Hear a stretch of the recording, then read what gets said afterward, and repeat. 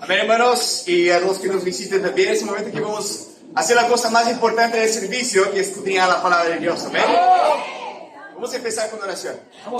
Padre Santo, muchas gracias, Dios, eres un Dios tan bueno con nosotros, Padre. Dios, tú eres la luz de verdad, Padre, y queremos no solamente admirar la luz, queremos tener esa luz dentro de cada uno de nosotros, Padre. Padre, te ruego con todo mi corazón, úsame, Padre, en ese momento. Lléname de tu Santo Espíritu, Dios, para hablar a los corazones, a mi propio corazón también, pero ayudar a cada uno acá. Queremos estar más cerca de esa luz, queremos estar más cerca de ti, Padre. Por favor, que cada uno de nosotros pueda tomar la decisión de no ser un religioso hipócrita, Señor, que solo escucha la palabra, sino ayúdanos a llevarla a la práctica en nuestras vidas, Señor. Padre, gracias por tu palabra que nos guía, y oramos todos en el nombre santo de Jesús. Amén. Vamos a Efesios capítulo 6. Efesios 6. Les traigo saludos desde Bogotá y Santiago, amén. A los que nos visitan, Carol y yo, mi esposa, Carol, mi esposa, y yo, amén. Estoy emocionado. Pero Carol y yo vivíamos acá en Lima durante 4 años. Lima es muy especial para nuestro corazón, ¿no?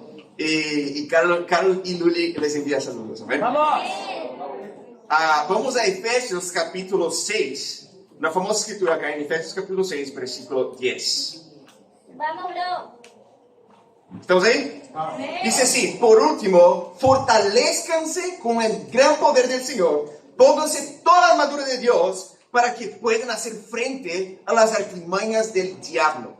¿Por qué? Porque nuestra lucha no es contra seres humanos, sino contra poderes, contra autoridades, contra potestades que dominan este mundo de tinieblas, contra fuerzas espirituales malignas en las regiones celestiales.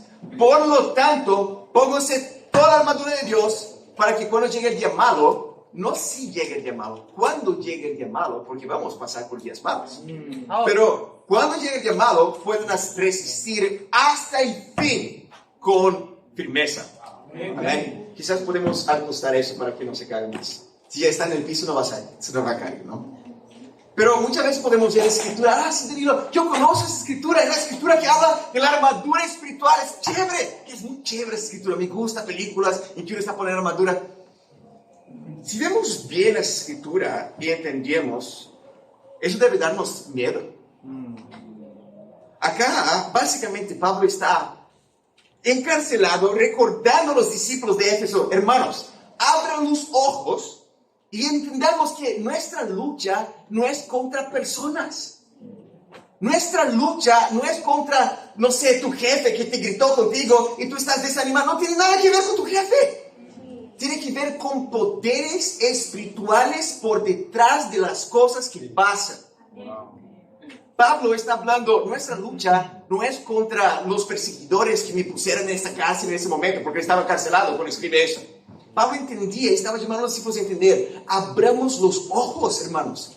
Es como poner lentes para poder ver una realidad espiritual. Si hacemos eso, podemos resistir hasta el final en esta realidad espiritual. Siempre cuando yo pienso en temas sobrenaturales, ¿no? Que es como, wow, no quiero pensar en eso. Como no pensar en eso las cosas no dejan de existir porque tú no estás pensando en las cosas. Es verdad. ¿No? Pero es tan fascinante que temas sobrenaturales es algo tan intrínseco que nos llama la atención, que tú ves eso con el éxito de varias películas de terror. No sé si ya vieron eso. Acá en Perú yo nunca he visto un país que le encanta películas de terror. No, y está como, wow, qué curioso eso, ¿no? Tú vas a un cine acá, tú ves como si hay 10 películas, por lo menos unas 4 son de terror. Y una de las más famosas en los años 60, quizás nadie había nacido en 60 acá. Quizás algunas personas ya habían nacido en 60 acá. Yo no había nacido en 60, aunque parece acá que nací en 60, ¿no?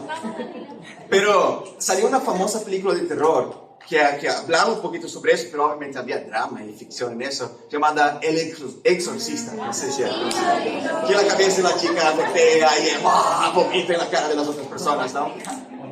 En este entonces, como era algo nuevo, pero bien gráfico, varias personas que vieron la película salían en macas de pasar mal de ver eso. Pero la gente veía, iba al cine y se estaba llenando los cines porque es algo que nos llama la atención. ¿Por qué? Porque obviamente que es una película de ficción, pero nos hace acordar un poquito de que hay todo un mundo espiritual. Que ¿por qué da miedo? Porque quizás hay. Aún personas que no creen en Dios están como, wow, quizás hay algo así. Tenemos que abrir nuestros ojos, hermanos, para el principio de esta guerra espiritual que nosotros estamos involucrados. Y Pablo básicamente está hablando tu inseguridad. ¿Sabe tu lucha que tú luchas con tu inseguridad? No tiene que ver con las personas que están hablando mal de ti. Tiene que ver con demonios y Satanás tratando de hacerte caer. Pablo abre los ojos, no se trata de personas. ¿Sabe tu lucha con impureza? No tiene que ver con personas o tentaciones o tu lucha individual. Estamos hablando de demonios que entran a veces en discípulos que les hacen caer y tropezar espiritualmente. Abran los ojos. Eso que Pablo está hablando, estoy acá incluso para hacer mis documentos allá de Colombia. Yo tengo que entender, eso no se trata de un consulado, de trámites y burocracia. Hay una lucha espiritual que no quiere que avancemos el reino en Colombia. Abramos nuestros ojos a una realidad espiritual. Vamos a Apocalipsis capítulo 12. El título de la prédica es La Guerra Mundial Espiritual. Apocalipsis 12. Contigo, bro. Apocalipsis está un poquito después de Génesis ahí, amén. Apocalipsis 12, versículo 7. Vamos, bro. Muchos piensan que Apocalipsis, bueno, yo pensaba eso, ¿no? Antes de tener costumbre de leer la Biblia, que Apocalipsis habla del futuro, que va a pasar. Apocalipsis significa revelación. Es como Dios revelando al apóstol Juan como una ventana, un hueco, así que puede mirar lo que está pasando espiritualmente en este mundo, en esa batalla espiritual. Y él empieza a relatar un poco de esta guerra. Versículo 7, 12, 7, dice: se desató entonces una guerra en el cielo. Miguel y sus ángeles, y siempre que aparece Miguel, es como pelea, batalla. Se aparece Gabriel, el ángel Gabriel, como buenas noticias, ¿no? Es como... imagino a alguien como sonriente, ¿no? Pero no consigo imaginar Miguel, un ángel sonriente acá. No, si aparece Miguel como acá en Daniel, que habla de la lucha espiritual también, es porque es guerra. Miguel y sus ángeles combatieron al dragón. Este y sus ángeles, a su vez, le hicieron frente, pero no pudieron vencer. Ya no hubo lugar para ellos en el cielo. Así fue expulsado el gran dragón, aquella serpiente antigua, que se llama ¿cómo? Diablo y Satanás, y que, ¿qué dice ahí? Engaña, no mitad del mundo, o la mayoría. ¿Saben cuál es uno de los propósitos de Satanás? Engañarte a ti. Tú puedes escuchar esta prédica acá como una sugerencia, como algo chévere, pero si es de hecho la palabra de Dios que estoy leyendo y no mi opinión, Satanás va a aprovechar de nosotros, de no dar la autoridad a la palabra para engañarnos. Eso que él quiere hacer conmigo y con cada uno de nosotros. Satanás engaña el mundo entero, acá dice. Junto con sus ángeles. ¿Cómo Satanás tiene ángeles, Danilo? Bueno, ¿qué está escrito en tu Biblia? Satanás tiene ángeles también. ¿Cómo llamaban los ángeles Satanás? Demonios. Junto con sus ángeles fue arrojado al infierno. No fue arrojado al infierno. Lee de nuevo tu Biblia. ¿Dónde fue arrojado Satanás y sus ángeles? ¡Wow! Una vez más, como, wow, qué chévere. No, eso me da miedo. Porque nuestra guerra no es como muchas veces vimos esas películas de Disney, ¿no? Que Mickey Mouse está en el infierno y Satanás está ahí. Como, no está ahí. Está acá. Y quiere destruirte a ti y a mí. Versículo 10. Luego en el cielo, un gran clamor. Han llegado ya la salvación y el poder del reino de nuestro Dios. Ha llegado la autoridad de su Cristo. Porque ha sido expulsado ¿el qué? Un otro apodo de Satanás es ser acusador. Él quiere engañarte, pero la otra arma que él tiene es acusarte. Cuando tú tropiezas, en vez de levantar como, mira, quiérete ir porque quién eres tú. Tú nunca vas a conseguir lidiar con eso. Tú siempre es así, mira para ti. Satanás también es acusador de nuestros hermanos, quien les acusaba día y noche delante de nuestro Dios. Ellos lo han vencido ¿cómo? Por medio de la sangre del Cordero y por el mensaje del cual dieron testimonio. No valoraron tanto su vida para evitar la muerte. Por eso alégrese cielos y ustedes que lo habitan. Pero hay de la tierra y del mar. ¿Por qué? Porque el diablo, lleno de furor, ha descendido a ustedes, porque sabe que le queda poco tiempo. ¡Wow, qué chévere! No es tan chévere así. Es como, no me gusta hablar sobre eso, no cambia la realidad. Tenemos que abrir nuestros ojos, hermanos, a ese concepto de guerra espiritual en que vivimos. En una guerra, si tú has visto ya películas de guerra, personas pierden piernas, ¡ay, qué bonito! No, eso no es bonito. Personas mueren, un montón de personas mueren. Estamos viendo eso en Siria, estamos viendo eso en Ucrania. Eso es fuerte. Pero yo me quedo imaginando, alguien que está enojado es capaz de hacer como locuras, ¿no? Es como a veces, incluso acá en Lima, cuando vivía acá, veías peleas en la calle, así, un carro se chocó el otro y están como un gritando contra el otro. Pero qué bueno que alguien no tiene una arma en su bolsillo, porque bajo enojo uno puede hacer como locuras, si uno tiene este poder. Pero no estoy hablando de alguien enojado contigo. Estoy hablando de Satanás, que no está enojado un poquito, que está lleno de furor y va a hacer de todo para destruirte a mí y a ti. Primer punto, recuerda de tu propósito durante la batalla. Recuerda de tu propósito durante la batalla. Vamos a Números capítulo 11. ¿Daniel hay un libro en la Biblia llamado Números? Sí. Y es un libro bien grande. Vamos a Números capítulo 11. ¿Estamos ahí? Vamos, bro. Dale, bro.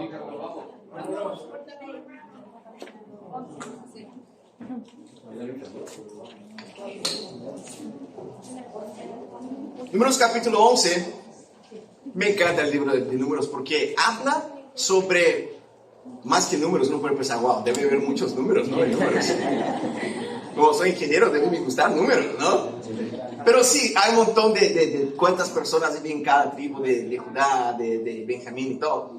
Pero es también un relato. Recuerda que el pueblo de Israel estaba esclavizado en Egipto durante unos 430 años. Pero ellos fueron liberados y no llegaron de frente a la tierra prometida. No, ellos salieron de la esclavitud del Egipto. Ellos pasaron por el Mar Rojo, pasaron por el agua, pasaron por el bautismo, llamamos de esta manera. Pero no llegaron a la tierra prometida, ellos llegaron al desierto durante 40 años. Y siempre que vemos 40 es el número de prueba. Jesús después de ser bautizado quedó 40 días en el desierto. Es un número de prueba que significa el momento en que uno está siendo probado. Pero en la prueba, ellos podrían estar como, Dios, gracias que me has sacado de Egipto, los azotes que tenía allá, como, wow, qué locura. Gracias por poder ser libre y poder estar a camino de la tierra prometida. Y ellos estaban así inicialmente, pero con unos meses en el desierto, en el camino, empezaron a reclamar. Otra que pasa acá en Números, capítulo 11. Dice así, un día, el pueblo se quejó de sus penalidades que estaba sufriendo. Ya no empieza bien, ¿no? Si tú ves quejas así en la Biblia, es como, ay, ¿qué va a pasar? Al oírlos el Señor ardió en ira y su fuego consumió los alrededores del campamento. Entonces el pueblo clamó a Moisés y este oró al Señor por ellos y el fuego se apagó. Como cuando nosotros reclamamos de la vida que Dios nos dio, estamos liberados. No es perfecto, no estamos en el cielo, pero si Dios, qué difícil. Dios no está como, wow, lo siento. Yo sé que es difícil. Dios está como, ¿en serio eso? ¿Recuerdas de dónde te saqué? Bro. Y Moisés como, ay Dios, y ora por el pueblo y el fuego se apacigua. Vamos a ver qué pasa en versículo 4. Al populacho que iba con ellos le vino un apetito voraz. Y también los israelitas volvieron a llorar y dijeron, ¿quién nos diera carne? ¿Cómo echamos de menos el pescado, el pescadito que había ahí, no? Que comíamos gratis en Egipto. También comíamos pepinos, los melones, y puerros, cebollas y ajos. Pero ahora tenemos reseca la garganta y no vemos nada que no sea este maná. No suena bueno eso. Y aunque es muy gráfico, es como, wow, pueblo, ¿por qué ustedes hicieron eso? Muchas veces nosotros podemos actuar así con Dios. Es como ellos en esa situación se olvidaron, fue como un coqueteo con el pasado totalmente platónico, totalmente olvidadizo de la realidad que ellos estaban viviendo. Sí, todo bien que teníamos unos azotes, quizás unos 40 azotes por día, pero teníamos unos melones y unos ajos ahí, ¿no? Sí, pero los azotes es como pero los melones. Y podemos mirar a nuestro pasado como, oh, todo bien que tengo perdón de mis pecados, soy libre de la esclavitud por estar en luz, pero, wow, yo tenía más tiempo. Más tiempo para hacer plata, más tiempo para disfrutar de Netflix. Ahí, ¿no? Es como, y podemos mirar hacia el pasado como un coqueteo platónico. Y nos olvidamos que tú estabas siendo esclavizado por Satanás. Y yo no sé por qué esa era mi vida. Yo estaba esclavizado en pornografía, esclavizado en impureza, esclavizado en mentira, esclavizado en un montón de cosas. Ahora podemos pensar, wow, pero yo tenía más tiempo. Pero era más fácil. Claro que era más fácil. Tú no estabas en la guerra contra Satanás. Estabas contra Dios. Y Satanás te va a ayudar en esta vida. Claro que sí. Pero si queremos estar del lado de la batalla de Dios, sepa que el enemigo de esta batalla espiritual está en furor y lleno de ira. Oh, bro. Tenemos que sí mirar hacia nuestro pasado, hermanos. Pero cuando yo miro el pasado, cuando nosotros miremos hacia el pasado, debe ser como, Dios, gracias que me sacaste de ahí. Oh, bro, contigo. Gracias que me sacaste de ahí. Es como un otro tipo de película que también apela a esta cosa sobrenatural, ¿no? Aquí también tiene mucho éxito, principalmente, bueno, así es posible caer aún. Pero aún tiene mucho éxito, son películas de zombies. No sé si les gusta películas de zombies. Hay una muy chévere llamada Guerra Mundial Z. No sé si es increíble. Aunque es un poco menos real que espíritus, ¿no? Porque es como... Pero hay una muy famosa también, un poco antigua, ya tiene 10 años, 2013, llamada Mi novio es un zombie. No sé si vieron eso. No es tan famosa como Guerra Mundial Z, ¿no? Pero la propuesta de esta película es que hay un montón de zombies, como en todas las películas así, ¿no? Y las personas están ahí caminando. Pero uno de los zombies, él ve una chica y su corazón, que no latía, empieza... Pero la chica es humana. Pero la chica, al ver el chico, película, ¿no? Que eres un zombie, porque él la salva de otros zombies, ella está como, ese zombie joven. Es película, obviamente, ¿no? Pero me encanta el principio que ellos exploraron en esta película, que con sentir, él empezó a humanizarse con el proceso. Y en el final, él se humaniza. Camilita ya vio la película, ¿no? Imagino que Anita quizás dirigió la película, ¿no? Pero él se humaniza en el final, incluso trata de ayudar a otros zombies a ser inhumanos de nuevo. Y está como, oh, eso puede ser un poco espiritual. No la película, sino el principio. Que nosotros estamos muertos en nuestros pecados. Esclavizados, estábamos vivos. Pero ¿qué tú hacías? ¿Qué yo hacía? Yo me despertaba, yo comía, iba a la universidad, yo trabajaba, yo reclamaba de la vida, reclamaba del trancón, reclamaba y después pecaba y después dormía y después despertaba. Y no hay vida por detrás de eso. Yo sobrevivía de cierta manera, pero no hay un propósito. ¿Qué quiero hacer con mi vida? Estaba como un zombie. Pero Dios puso personas en mi vida que tuvieran pena, que tuvieran piedad de un zombie. Y que insistieran conmigo. Y con los estudios bíblicos empezó a traer vida a mi corazón. Y podemos ser discípulos que estamos en luz y no más vivir vidas de zombies. Pero muchas veces, como discípulos, extrañamos la vida de zombie un poquito. Y coqueteamos con ajos y pepinos. ¿Sabes qué? Si tú miras hacia atrás, hermano y hermana, debemos mirar hacia atrás, pero una gratitud de donde Dios nos sacó.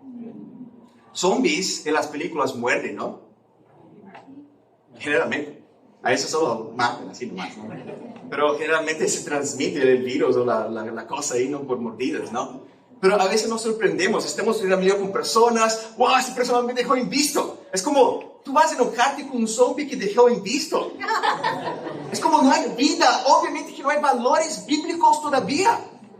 Obviamente, si estamos perseverando, ay fulanito, que estoy trayendo el servicio, estoy insistiendo, por favor, estudia la Biblia, hay que perseverar hasta que haya vida.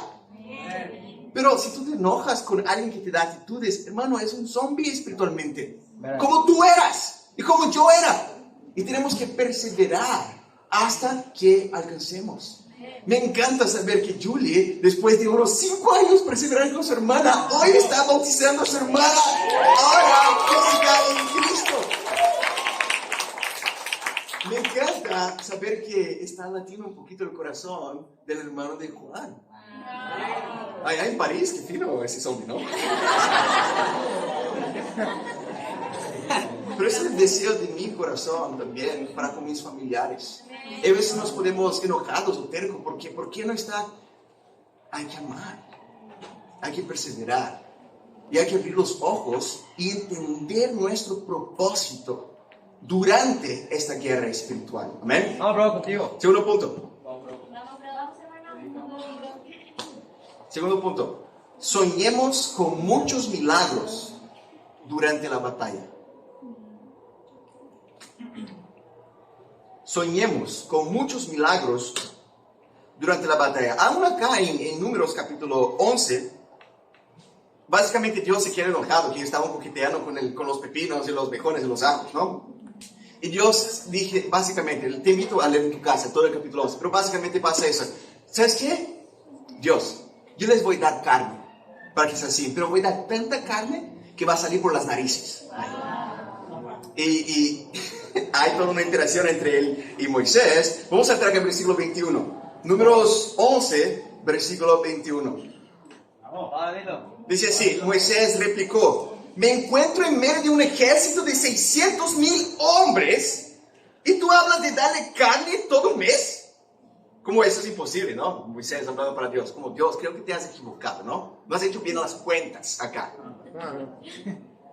Aunque se les degollaran rebaños y manadas completas, ¿les alcanzaría? Y aunque se les pescaran todos los peces del mar, ¿eso les bastaría? Moisés sabía que había muchos hombres. A las mamis acá que tienen hijos hombres, tú sabes que a veces como tú compras medio pollo y eso no alcanza. Aún no estás saciado, ¿no? Y Moisés sabía como hay unos 600,000 hombres acá. Dios, tú has equivocado. Eso es imposible. Y empieza como a poner Dios en contra de la pared. Es como, eso es imposible, eso es imposible. Y mira que Dios le contesta. Dios, me encanta eso, que Dios nunca contesta eso. ¿Sabes qué? Sí es posible. En la primera interacción que él tiene con Moisés, cuando Moisés está siendo llamado, pero yo no puedo hablar. Dios responde con una pregunta. ¿Quién inventó la boca? Ok, yo voy. Y acá él responde a Moisés, ¿acaso el poder del Señor es limitado? Pues ahora verás si te cumplo o no mi palabra. Moisés se había olvidado, quizás también se había olvidado, que acabó de abrir un mar para que ellos pasaran ahí. Es como Dios con una pregunta para hacernos pensar. No podemos limitar el poder de Dios. Eso está pasando durante la reclamación, durante la batalla espiritual. No es que Dios solucionó todo para después ayudar a Moisés a soñar que el poder de Dios no es limitado. Durante la batalla él estaba Moisés. Por eso en tu cabeza, no hay límite para el poder de Dios. Muchas veces soñamos para Dios, con Dios, para glorificar el nombre de Dios. Queremos ayudar a nuestros familiares, a crecer tantas personas en su trabajo, tantas personas. Pero Dios quizás mira para nuestros sueños, es como, pero una persona nomás. ¿Estás limitando el poder de Dios? Vamos, bro. Por eso que el título del segundo punto es soñemos con milagros durante la batalla. Vamos a Filipenses capítulo 1. Filipenses también fue una carta escrita por Pablo mientras estaba en la cárcel. Y él dice así, me encanta entender el principio que estaba en la cárcel, porque en vez de estar desanimado, angustiado, triste, culpando a Dios, amargo, él está animando a los discípulos que están fuera a animarse. Tú tienes que estar animado con Dios para lograr hacer eso, ¿ves? Bro. Y acá en Filipenses, en capítulo 1, versículo 12. ¿Estamos ahí? Dice así, Filipenses 1:12. Dice, hermanos, quiero que sepan que en realidad lo que me ha pasado ha contribuido al avance del Evangelio. Es más, se ha hecho evidente a toda la guardia del palacio y a todos los demás que estoy encadenado por causa de Cristo. Ellos sabían la motivación. Pablo está hablando básicamente por saber por qué estoy acá. Ellos están siendo evangelizados. Versículo 14. Gracias a mis cadenas, ahora más que nunca, la mayoría de los hermanos confiados en el Señor se han atrevido a anunciar sin temor la palabra de Dios. Pablo estaba animado, chicos, porque todo eso pasó. Eso dio como una gasolina espiritual para que otros hermanos también fueran osados para predicar la palabra. Pablo estaba animado. Él buscaba ver, estaba encarcelado, pero Dios es soberano. Eso está promoviendo que la palabra avance. Versículo 15. Mira qué curioso. Es cierto que algunos predican a Cristo por envidia y rivalidad, pero otros lo hacen con buenas intenciones. Básicamente Pablo está hablando, hay personas que predican la palabra de Dios, y dentro del grupo que predica la palabra de Dios, hay personas que hacen por motivos egoístas, por envidia. Es como, tuvo fruto, yo quiero tener fruto. No es para glorificar a Dios, pero ¿cómo me van a ver? Pablo está hablando, hay ese tipo de personas por rivalidades, cosas así. Pero también hay otro grupo de personas que hacen con motivo sincero de amor hacia Dios. Y podemos pensar, wow, Pablo va a predicar en contra de esas personas. Mira qué Pablo hace. Versículo 16. Esos últimos lo hacen por amor, pues saben que han sido puestos para la defensa del Evangelio. Aquellos predican a Cristo por ambición personal o ambición egoísta, y no por motivos puros, creyendo así que van a aumentar mis angustias que sufro en mi prisión. ¿Qué importa? Pablo está ok con las dos. ¿Qué importa? Al fin y al cabo, y sea como sea, con motivos falsos o con sinceridad, se predica a Cristo. Por eso me alegro. Es más, seguiré alegrándome. Me encanta lo que Pablo dice acá. Básicamente, Pablo, que podría estar desanimado porque está encarcelado y todo eso, ya vimos. Pero básicamente, él dice que hay personas que predican por ambición, pero personal. ¿Cómo me van a ver? No sé qué. Y hay otras personas, Pablo hablando, que predican porque aman a Dios de verdad y quieren salvar a las personas. Y podemos pensar, wow, va a regañar a esas personas de acá. Y Pablo dice, para los que enviaron la carta para él que estaba en prisión, ¿sabes qué? Gloria a Dios por eso. ¿Por qué? Porque hay ambición. Una cosa que aprendí también durante la conferencia, cuando el hermano predicó esa escritura, que me ayudó mucho a entender eso. Tenemos que crecer en ambición y soñar para Dios, hermanos. ¿Qué significa eso? Es como soñar con ese poder ilimitado de Dios. Que Dios puede usarte a ti, no para llegar a una persona más, sino unas 10 personas más, solo este año. No, yo no quiero soñar porque yo no quiero ser ambicioso, egoísta. Y es verdad, no podemos hacer eso porque queremos parecer eso o aquello. Pero Pablo dice, es mejor eso que nada. ¿Por qué? Porque si somos ambiciosos, egoístas, infelizmente si tú no te arrepientes, tú vas al infierno. Y yo también. Pero si tú no eres ambicioso para nada, más personas van al infierno. ¿Tiene sentido? Sí. Porque aún predicando a Cristo con ambiciones egoístas, esa persona no va a estar bien con Dios, pero va a estar ayudando a las personas a escuchar la palabra de Dios. No estoy animándonos a predicar egoístamente, pero estoy hablando que falta de ambición, no tener sueños para Dios, es peor que incluso tener sueños egoístas. Entendamos un principio muy importante, hermanos. En esta guerra espiritual tenemos que maravillarnos de la falta de límite del poder de Dios. Dios es el Dios que abrió el mar, el Dios que hizo todas esas cosas grandísimas y que continúa haciendo. Es como, imagina eso, la hermana está en Miami, pero yo tengo que estar allá. No, Dios puede hacer cualquier cosa para alcanzar tu familia sin que tú estés involucrado con eso. Pregunta a los dos. Pero nos limitamos con el poder de Dios y no soñamos más allá. Quiero inspirar a cada uno de nosotros, hermanos, a tener un sueño con Dios este año. No, bro. Zombies no tienen sueños. Zombies sobreviven. Pero cuando nacemos en la luz, podemos soñar con Dios. Y cuando soñamos con Dios, nos movemos. Y podemos ayudar a otros zombies, como nosotros éramos zombies. Vamos, bro, contigo. Y ponga números en tus sueños. Ah, no, yo no quiero ser legalista, no me gusta hablar de números. Sabemos muy bien esa escritura de Lucas 9, en que Jesús multiplica los panes y los pescados. ¿Recuerdas esa escritura? Sí. Apunta ahí para que vea en tu casa. Pero Jesús, por medio del evangelista Lucas, menciona todos los números involucrados en este milagro. Dice que había 2 pescados, 5 panes, una multitud de más 5,000 hombres, y sobraron como 12 canastas llenas de todo eso. Imagina si no hubiera números en el relato de este milagro. Como así, había unos pescados y unos panes, y había un montón de gente. Y Jesús multiplicó y sobró bastante comida. Es como los números nos dan la magnitud del poder ilimitado de Dios. Los números nos ayudan a entender como, wow, eso es imposible. Exactamente. Dios puede hacer lo imposible. Pero, no me gustan números. Bueno, hay un libro en la Biblia entero llamado números. Como tenemos que estar súper confortables de hablar de números, hermanos. Quiero que vayamos también para terminar en 1 Corintios 15. Vamos. Contigo, bro. Vamos, dilo. 1 Corintios capítulo 15. ¿Estamos ahí? Vamos. 1 Corintios 15, versículo 9. Vamos, bro, contigo. ¿Estamos ahí? Vamos, bro. Dice así. Ese es Pablo hablando. Dice, admito que soy el más insignificante de los apóstoles. Tienes que ser humilde para hablar eso. Y ni siquiera merezco ser llamado apóstol. Porque perseguí la iglesia de Dios. A veces no nos damos cuenta de lo que Pablo sentía.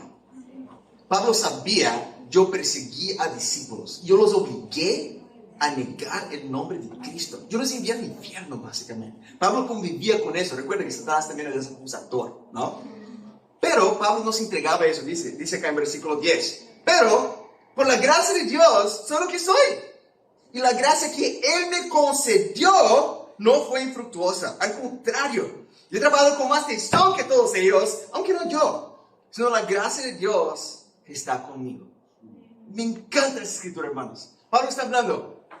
Yo no merezco ser llamado apóstol, como qué honor inmerecido, y ni merezco ser contado como uno de ellos. Pero yo no me entrego a esta culpa. Por causa de esa gracia absurda de Dios en mi vida. Porque básicamente Pablo era un zombie que convertía humanos a más zombies. Pablo entendía eso. Por la gracia de Dios en mi vida, yo soy lo que soy. Yo he trabajado con más tesón que todos ellos. Que he osado poder hablar eso. Pero él sabía que era por causa de la gracia, no yo, sino la gracia de Dios que actuó en mí. Acá entendemos un principio muy, muy claro. Nuestro aprecio al perdón, nuestro aprecio de mirar hacia atrás y entender como, wow, gracias Dios, ¿de dónde me sacaste? Es directamente proporcional a nuestro esfuerzo, a nuestro tesón de servir a Dios. Porque acá dice, acá está escrito en tu Biblia también, no está escrito solo en mi Biblia. Por causa de eso, trabajé con más tesón que todos ellos, no yo, sino la gracia. Porque tenía aprecio a la gracia, trabajó con tesón. ¿Tienes sentido, hermanos? Contigo, bro. Algo abstracto, es como, yo puedo medir eso mide, no sé, 28 centímetros, es algo mensurable.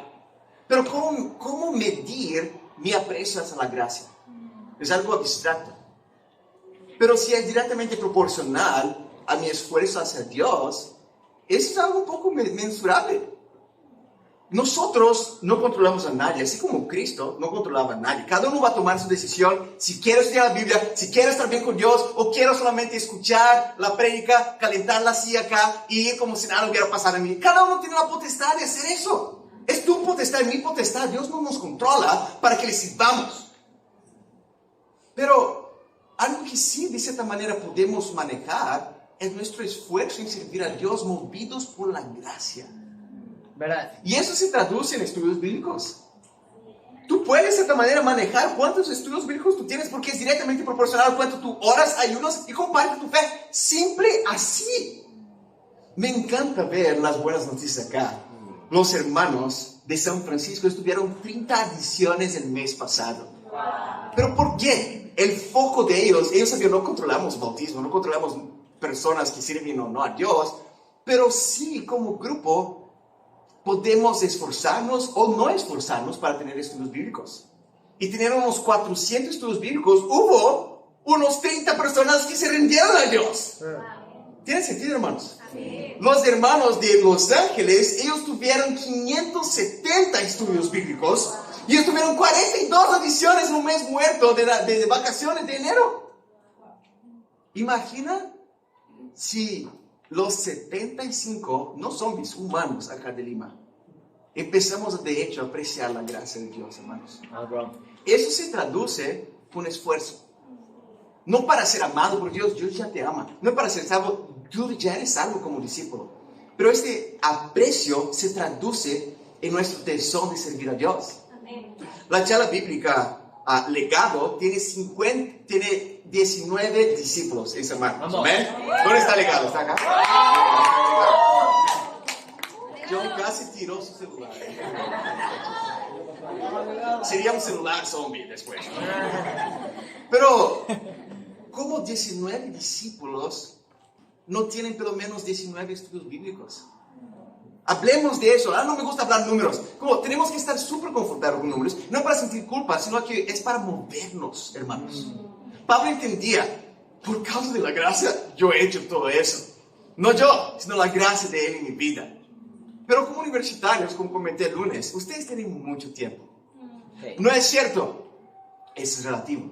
Pregunta a los casados que tienen hijos. Tenemos mucho tiempo. Tenemos. Amén. El tema es que como universitario tenemos mucho tiempo. Y quiero proponer un reto para ustedes, hermanos. No es nadie va a controlar a las personas. Y ni tiene sentido, ni es posible hacer eso. Pero sí controlamos nuestros esfuerzos a Dios. No para recibir algo de Dios. No. Eso es nuestro esfuerzo de aprecio de gracia. Y quiero inspirar a cada universitario de los 19 del Legado a tener 57 estudios bíblicos. Amén. Esos son 3 cada uno. Vamos. ¿Ustedes no creen que de 57 personas que estudian la Biblia, pero menos unas 10 van a estar abiertas? Amén. Pero ¿cómo vamos a saber si no estamos predicando la palabra?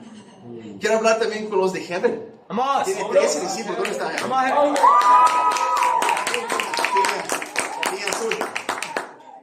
Pero si somos 13, eso significa 39 estudios bíblicos.